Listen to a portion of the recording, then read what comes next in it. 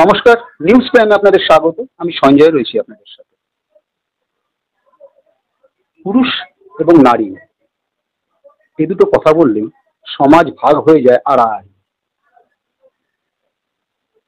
একদল বলে যে আমরা আছি বলেই অপর যে দল তার যৌক্তিকতা আছে, হয়তো খানিকটা ঠিক খানিকটা ভুল। আবার এপারে নারীরাও বলে যে আমরা নারী, আমরা সব পারি।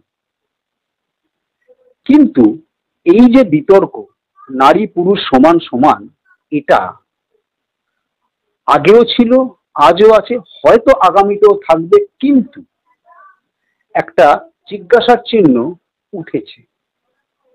এই যে জিজ্ঞাসার চিহ্ন, তার কারণ তথাকথিত উইমেন লিবারেশনের কথা বলা যেসব অগ্রণী মহিলারা, তারাও কিন্তু বাসে উঠে লেডিস সিটটাই খোঁজেন। আবার এপারে পুরুষরা যেমন বলছেন যে নারী, তোমার কথা হচ্ছে আমি নারী, আমি সব পারি, কিন্তু লক্ষ ব্লেডেও কামান এলে উঠবে না চুলার দাড়ি। আজ পর্যন্ত সমাজে নারীদের পীড়িত হওয়ার ঘটনা এবং তাদের পাশে দাঁড়ানো বিভিন্ন সংগঠন আমরা খুঁজে পেয়েছি, কিন্তু পুরুষদের সমান অধিকারের, তাদের দুঃখের কথা বলার, তাদের পীড়িত হওয়ার কথা বলার, তাদের যে অত্যাচারিত হওয়া কথা বলার কোনো সংগঠন এই সমাজে হয়তো ছিল না, বা থাকলেও এতটা সামনে আসেনি। আজ কিন্তু অল বেঙ্গল মেন্স ফোরাম নামে একটি সংগঠন, তারা পুরুষের এই যে অধিকার তা প্রতিষ্ঠার, পুরুষের অত্যাচারের বিরুদ্ধে লড়ার প্রতিজ্ঞা নিয়ে তারা সমাজে এগিয়ে চলেছে এবং এগিয়ে এসছে। তার যিনি মূল কর্ণধার, সেই সমাজকর্মী বিশিষ্ট নন্দিনী ভট্টাচার্য, তাকে পেয়ে গেছি সঙ্গে, কথা বলে নেবো তার সাথে। নন্দিনী, প্রথমত নিউজ প্রাইমে তোমাকে স্বাগত। নমস্কার।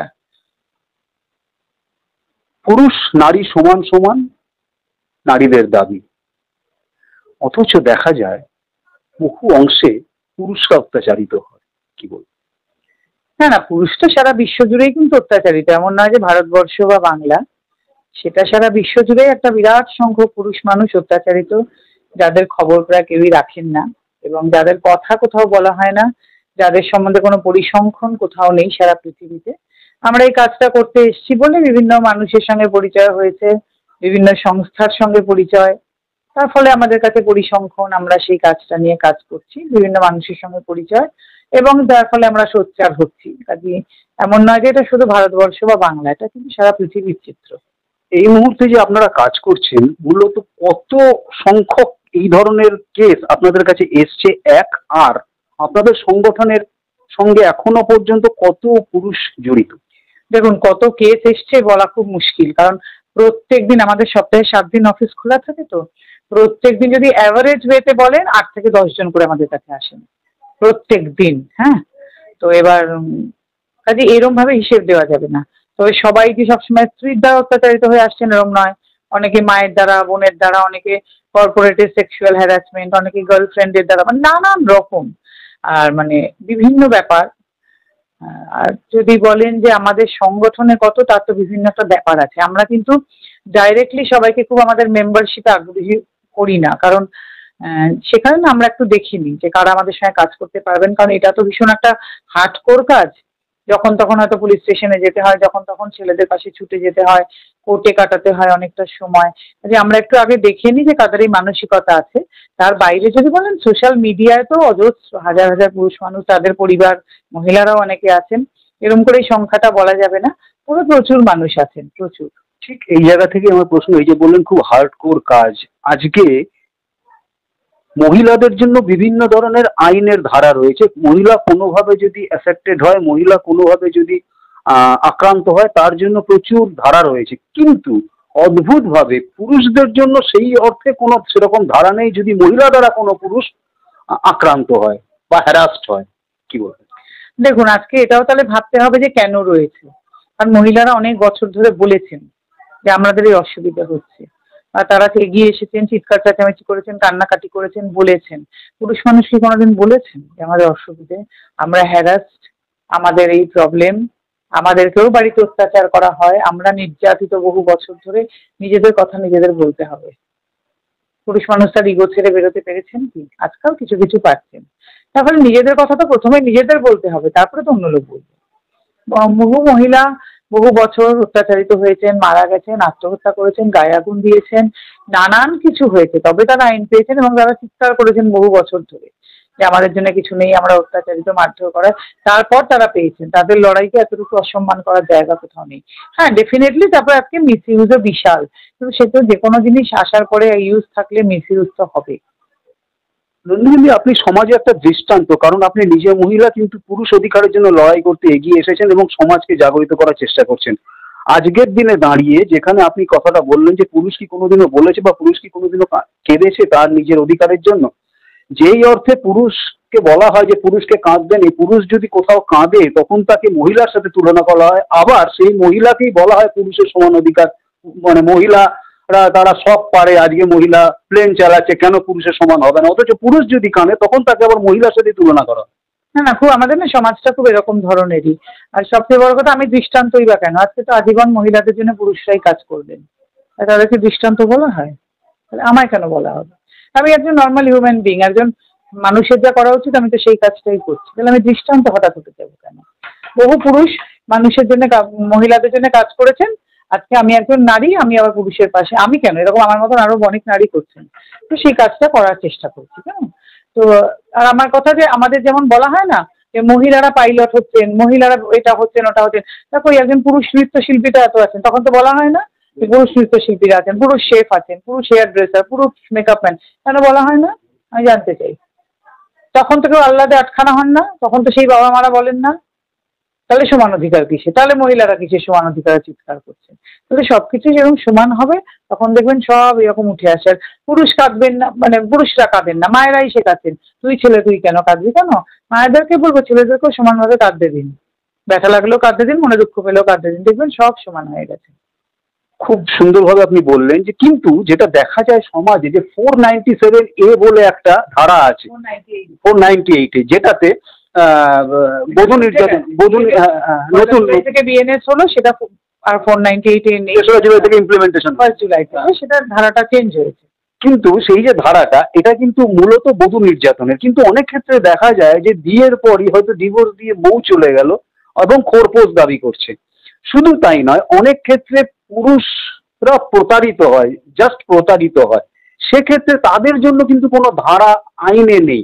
এটা তো কাঁদাতে এই আইনটা হয়নি, আইন সংবিধান আইন প্রণয়ন করেছে সমান অধিকারের ভিত্তিতে। আমি আপনাকে যেটা বললাম, মেয়েরা বহু বছর ধরে বলছেন যে আমরা অত্যাচারিত, আমাদের উপর অত্যাচার হয়, তাই হচ্ছে। আমি তো একটা কথা জানতে চাই, আজকে 498 ভিত্তিতে বহু শাশুড়ি ননদরাও অত্যাচারিত হন বউটির কাছে, তাদের জন্য কিন্তু কেউ দুঃখ বোধ করেন না, তাদের কোথাও তারা গেলে বিচার পান না। তবে সব দিকটা ভাবতে হবে।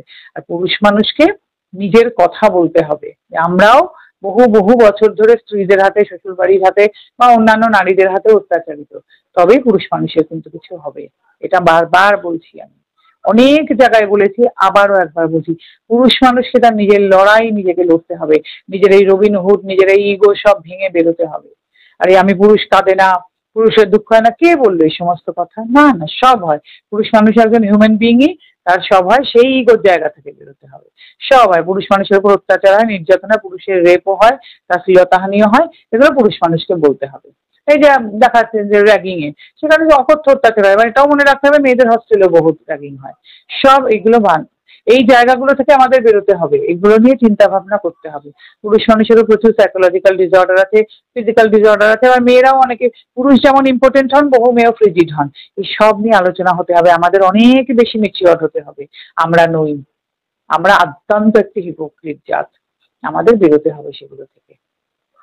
এই চিন্তা ভাবনা থেকে আপনি কি মনে করেন যে সমাজের সমস্ত ক্ষেত্রে, সে রাজনৈতিক থেকে শিক্ষা, সমস্ত ক্ষেত্রে মহিলা সংরক্ষণ বলে একটা কথা প্রচলিত আছে এবং সেই ভিত্তিতে কিছু কাজও হয় যে এত পার্সেন্ট সিট মহিলাদের দিতে হবে, এত পার্সেন্ট মহিলা সংরক্ষণ, এটা কি আদতে উচিত বা দরকার আছে বা দরকার নেই? না, আমার বক্তব্য তো, যদি আমি সমানাধিকারই চাই, আর যদি মনে করি নারী এগুলো দেশে হবে, যদি নারীদের যোগ্যতা, women empowerment, my life my choice, সেখানে সংরক্ষণ কেন হবে?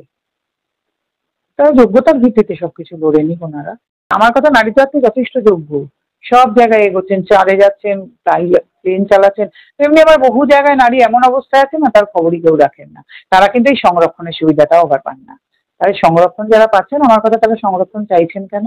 যোগ্যতার ভিত্তিতে লড়ে নিন না সবকিছু। আপনারা তো সমান অধিকার চেয়েছেন, আপনারা তো বলছেন আপনারা সব পারেন, আপনারা তো পুরুষের সঙ্গে সমানই হতে চেয়েছেন।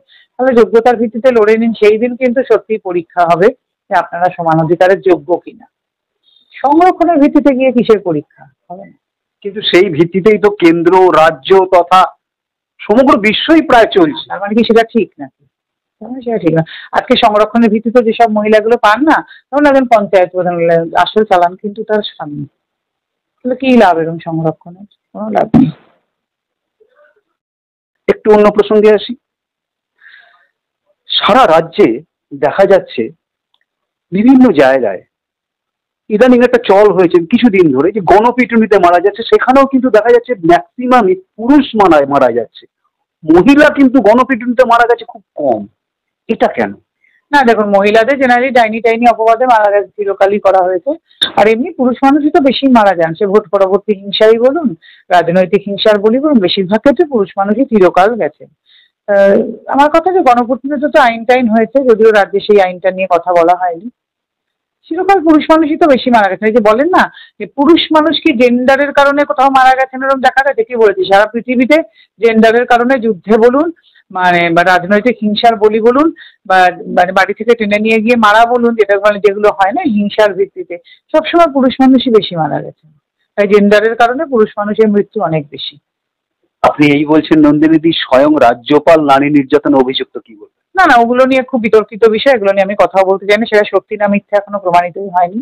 কাজে এগুলো নিয়ে আমার মনে হয় কথা না বলাই ভালো। অসম্ভব একটা রাজনৈতিক এবং স্পর্শকাতর বিষয়, যতক্ষণ সত্যতা প্রমাণিত না হচ্ছে এগুলো নিয়ে আমাদের মনে হয় কথা না বলাই। হয়তো এটা বিতর্কিত বিষয়, এটা নিয়ে হয়তো কথা না বলা ভালো, কিন্তু দেখা যায় যে মহিলা খুব সহজ উপায় একটা হ্যারাসমেন্টের অভিযোগ করলে তার কথাটাই প্রাধান্য বেশি কিন্তু পায়। আমি এর অন্য কথা বলতে চাই। আপনি ধরুন, আমি ধরে নিলাম আজকে যদি রাজ্যপালের বিষয়টা ধরুন প্রমাণিত হলো এটা মিথ্যে, কেমন? রাজ্যপালের বিষয়টা মিথ্যে প্রমাণিত হলো, আমাকে একটা কথা বলুন তো, রাজ্যপাল তারপরেও কি একদিনও পুরুষদের জন্য কথা বলবেন? উনি কি বলবেন পুরুষদের জন্য আইন হওয়া উচিত? উনি কি পুরুষ অধিকার আন্দোলনের মুখ হতে চাইবেন? তাহলে ওনার নয় ক্ষমতা প্রতিপত্তি আছে, উনি তার থেকে বেরিয়ে যেতে পারবেন। কিন্তু উনি যে সমস্ত অন্য সাধারণ পুরুষ যেভাবেই তো প্রত্যেক দিন মানে অভিযুক্ত হচ্ছেন, ভেতরে চলে যাচ্ছেন, জেলে যাচ্ছেন, দিন কাটাচ্ছেন, চাকরি যাচ্ছে, পরিবার চলে যাচ্ছে, কিন্তু তারপরে আমি ধরে নিলাম রাজ্যপাল, আমি ধরলাম এটা মিথ্যে ছিল, রাজ্যপালের থেকে সসম্মানে বেরিয়ে আসবেন। আমার প্রশ্ন অন্য জায়গায়, তারপরে কি রাজ্যপাল কোনোদিন একটা কথাও ব্যয় করবেন পুরুষের জন্য? উনি কি বলবেন তাহলে পুরুষের জন্য আইন থাকা উচিত, এরকম হলে তাহলে মেয়েটির সেক্ষেত্রে শাস্তি হওয়া উচিত? আমার প্রশ্ন কিন্তু এটা। কোনোদিন বলবেন না। তারপরের দিন থেকে উনি আবার মহিলাদের জন্যেই কথা বলবেন।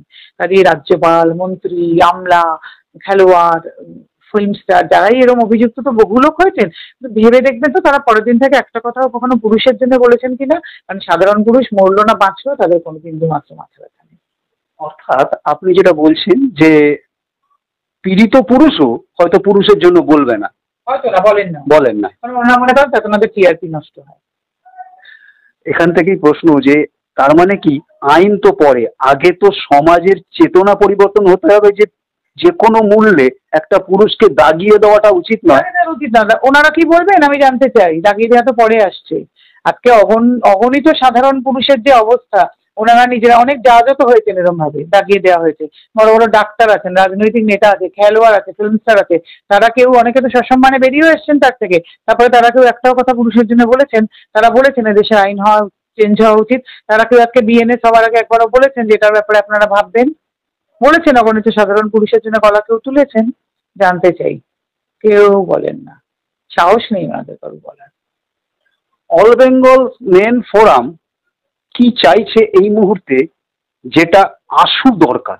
একটা মেন্স কমিশন ভারতবর্ষে, যদি নারীদের জন্য কমিশন থাকে, বাচ্চাদের জন্য থাকে, সিনিয়র সিটিজেনদের যাতে এক থাকে। এবার তো বিএনএস এর পশু পাখিদের জন্য হলো, তাদের মারলেও বিরাট শাস্তি। তাহলে পুরুষ মানুষ কি তার থেকেও ব্যয় গুজরা নাকি? পুরুষ মানুষ এতটা বানের জলে ভাসে আসা বারোয়ারি মাল, তাদের জন্য একটা কমিশন হতে পারে না? শুধু ভারতবর্ষে কেন, রাজ্যেও তো দরকার। রাজ্যে তো হবে না, ওটা তো আপনার কেন্দ্রীয় সরকারের ব্যাপার। মেন্স কমিশন তো যে কোনো কেন্দ্রীয় রাজ্য মহিলা কমিশনও তো আছে। না, রাজ্যতে নয়, সেটা আসলে তো কেন্দ্রীয় সরকারের, সেখানে তারপরে সেগুলো সমস্ত সমস্ত রাজ্যে বন্টন হয়, তো করতে হবে কেন্দ্রীয় সরকারকে। রাজ্য বড়জোর একটা মেন্স গ্রিভেন্স কমিটি করতে পারেন, যেটা আমাদের মুখ্যমন্ত্রী চাইলে পারেন। ওনার কিন্তু সেই মানে কি বলবো, আমি কিন্তু বিশ্বাস করি এখনো সেই মানে কি বলবো দূরদৃষ্টি বা সেই মানে মানসিকতা কিন্তু আমাদের মুখ্যমন্ত্রী আছে, উনি চাইলে এটা করতে পারেন। আপিল করেছেন? না, করিনি, কারণ সেই জায়গায় প্রথমে ওনার সঙ্গে তো আমার কোনো ব্যক্তিগত পরিচয় নেই। তবে আমি এখনো একটা সংগঠন হিসেবে, অল বেঙ্গল মেল ফোরাম সংগঠন হিসেবে তো আপিল করাই যেতে পারে। নিশ্চয়ই, সেটা আমরা তো ভেবেই দেখছি, কিন্তু আমি এটা এখনো ব্যক্তিগতভাবে মনে করি। ওনাকে অনেকেই অনেক কথা বলেন, তবুও আমি এখনো কিন্তু এটা ব্যক্তিগতভাবে মনে করি এটা কিন্তু তৈরি করতে দিলে ওনার সেই দূরদৃষ্টি আছে এবং ওনার সেই সাহসও আছে কিন্তু করার মতো, আর কারোর কিন্তু নেই। অর্থাৎ আপনি যেটা বলছেন যে মাননীয় মুখ্যমন্ত্রী সেই দূরদৃষ্টি এবং সাহস আছে পুরুষদের জন্য একটা কমিশন করার। কমিশন উনি করতে পারেন না, সেটা কেন্দ্রীয় সরকার, সেটা ওনার কিন্তু একটা অ্যাটলিস্ট মেন্স গ্রিভেন্স কমিটি, আর কেন্দ্রীয় সরকারের কাছে একটা বার্তা বা একটা আর্জি জানাতে পারে রাজ্যপাল যে হ্যাঁ, যে রাজ্যপাল কেন করবেন, এটা তো কেন্দ্রীয় সরকার। আপনারা কি আর্জি জানেন? বহুদিন ধরে চলছে, মামলা খারিজ করে দেওয়া হয়েছে, বহুদিন ধরে চলছে। আমাদের তো বহুদিন ধরে পুরুষার তৈরি করার জন্য আন্দোলনই চলছে, যন্তর মন্তরে আমাদের আন্দোলন হয়, সব বহুদিন ধরে চলছে। হ্যাঁ, কিন্তু এই আন্দোলন যে চলছে তার কোনো ইম্প্যাক্ট এখনো পর্যন্ত জানি না, নিজেদের মনে ওনারা কি ভাবছেন, কিন্তু আমরা তার কোনো ফলাফল দেখতে পাইনি। আপনার সাথে কথা বলে যেটা বোঝা গেল যে আদতে পুরুষই পুরুষের বড় শত্রু। ও তো নারীও নারীর বড় শত্রুই লোকে বলেন তো। সবচেয়ে বেশি বিরত শাশুড়ি আর বউয়ের। কোনো মেয়ে ওপরে উঠতে চাইলে অন্য মেয়েরাই তো তাকে টেনে ধরেন। এটা শুধু পুরুষ নয়, নারীরও বড় শত্রু। দর্শকদের উদ্দেশ্যে অল বেঙ্গল মেন ফোরাম থেকে যদি কিছু বার্তা দেন। এটা হলো পুরুষকে পুরুষের পাশে দাঁড়াতে হবে, তবেই কিছু হবে। কিন্তু পুরুষের হাত ধরুন, তাহলেই হবে। আর যদি কোনো পুরুষ হ্যারাসমেন্টের শিকার হয়, কোনোভাবে কোনো অত্যাচারের শিকার হয়, যদি আপনাদের সাথে যোগাযোগ করেন, আপনার সাথে হেল্পলাইন নাম্বার আছে কসবাই অফিস রুবি হসপিটালের কাছে, হেল্পলাইন নম্বর। আর আমাদের সপ্তাহে 7 দিন অফিস খোলা থাকে, দুপুর 12টা থেকে সন্ধ্যে 7টা। আমাদের মানে গ্রুপ আছে ফেসবুক, ওয়েবসাইট আছে www.allbengalmensforum.com, আপনারা দেখতে পারেন। নয়তো হেল্পলাইন নাম্বার আছে, আপনি চাইলে সেটা আমি একবার বলে দিতে পারি, কিন্তু সেটা মনে হয় মানুষ মনে রাখতে পারবেন কিনা জানি না। নয়তো আপনাদের সঙ্গে যোগাযোগ করতে পারেন, আপনাদের কাছে তো নাম্বার আছে। হেল্পলাইন নাম্বার 9007773333 আর 7003777280। চাইলে আপনারা এই নাম্বার ধরে চালাতেও পারেন, আপনাদের ওখানে যোগাযোগ করতে পারেন, আসতে পারেন। আশা করি চেষ্টা করব পাশে দাঁড়াবার। আমরা আইন নই, আদালত নই, আমরা সাজেশন দিই, আমরা চেষ্টা করি পাশে দাঁড়াবার। অর্থাৎ যেমনটা নন্দিনীদি জানাচ্ছেন যে যদি কোনো পুরুষ অত্যাচারের শিকার হন বা হ্যারাসমেন্টের শিকার হন বা কোনোভাবে কোনো ধরনের উৎপীড়ন বা পীড়নের শিকার হন, তারা নির্দ্বিধায় অল বেঙ্গল মেন ফোরামের সাথে যোগাযোগ করতে পারেন। দরকার হলে আমাদের মাধ্যমে যোগাযোগ করতে পারেন, অথবা সরাসরি যোগাযোগ করতে পারেন। নাম্বার তো উনি বলে দিয়েছেন। যে কোনো রকম সহযোগিতা ওনারা করবেন। তবে হ্যাঁ, ওনার আইন নন, যেটা উনি জানাচ্ছেন, ওনারা সহযোগিতা যত রকম সম্ভব ওরা চেষ্টা করবেন পাশে দাঁড়াতে, এবং যাতে আপনার এই যে বিপদ, সেই বিপদ থেকে যাতে আপনি উদ্ধার হয়ে আসেন তার ব্যবস্থা করার আপ্রাণ প্রচেষ্টা চালাবেন। অল বেঙ্গল মেন ফোরামের এই অভাবনীয় উদ্যোগকে নিউজ প্রাইম স্যালুট জানায়, এবং এই কর্মকাণ্ড যাতে আগামী দিনে আরো বড় আকারে হয় এবং সমাজের চেতনা যাতে পরিবর্তন হয় এবং পুরুষদের জন্য একটা যাতে কমিশন হয়, এই আশা রেখে এবং অসংখ্য শুভেচ্ছা শুভকামনা জানিয়ে কলকাতার কসবা থেকে ভিডিও জার্নালিস্ট নীরার সাথে নিউজ প্রাইমের জন্য সঞ্জয় সাহা।